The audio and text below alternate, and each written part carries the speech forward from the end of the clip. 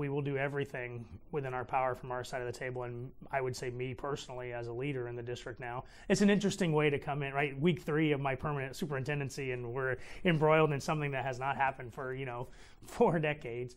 But I will say, I'm personally committed to making sure that we will exhaust every possible outcome to avoid a work stoppage. It's bad for our community. It's bad for the kids. It's bad for the families of our district. And what's really hard is when I came to the district as a teacher back in '91, there were still teachers that would not talk to one another because one had crossed the picket line and the other had not. So it really does devastate administrative to teacher and certainly teacher to teacher relationships too. So people need to know we're going to do everything within our power to stave off a work stoppage. The reality is, even if a strike vote is taken, it doesn't necessarily mean a strike is imminent. The current reality is that we're in the fact-finding process, so we're in this last phase of negotiation, which the state of California guarantees is designed to be excruciatingly long and arduous to make sure that that there's not a work stoppage, that the people of the community have the opportunity to make sure we've kind of exhausted every possible avenue to make sure that an agreement can be reached.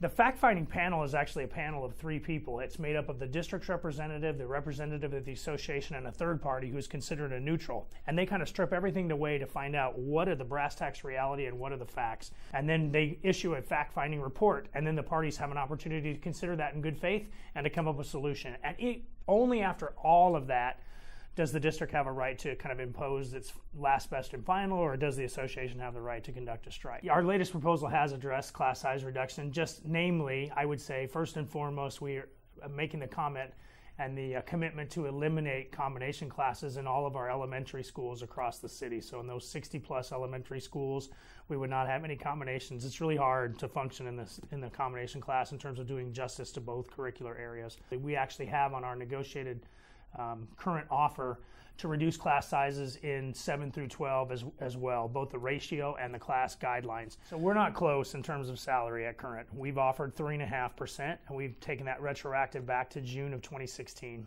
Currently, the current offer from the association, or the current recommendation, is 3.5 plus 3 plus 3 in the out years. So there's some room to roam there. That's why I'm really relying on the fact finders report. We hope that our labor partners are willing to make that same consideration. I have a little bit of a fear that we may win fact-finding and still be faced with a work stoppage. That would be the worst possible scenario, I think. And we're going to continue to work collaboratively to try and create a solution which is in the mutual agreement and mutual interest of everybody involved.